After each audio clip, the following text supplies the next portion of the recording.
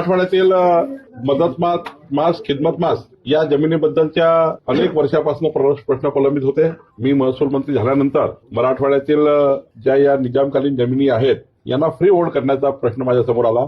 यापूर्वी माननीय मंत्री राधाकृष्ण विखे पाटीलजी यांनी यामध्ये खूप त्या ठिकाणी समोर गेलं होतं. पण आता मी विधिमंडळामध्ये कायदा करून माननीय मुख्यमंत्री देवेंद्र फडणवीसजींनी या कायद्याला विधिमंडळात मान्यता देण्याकरता सभागृहात हा कायदा आणला. हा कायदा केवळ नांदेड करता नाही आहे, हा कायदा मराठवाड्यातील संपूर्ण निजामकालीन जमिनी करता आहे. आणि म्हणून आज मला या गोष्टीचा अभिमान आहे की आमच्या भारतीय जनता पार्टीच्या सर्व नेत्यांनी जी मागणी केली होती, राज्याचा महसूल मंत्री म्हणून मला ही मागणी पूर्ण करता आली.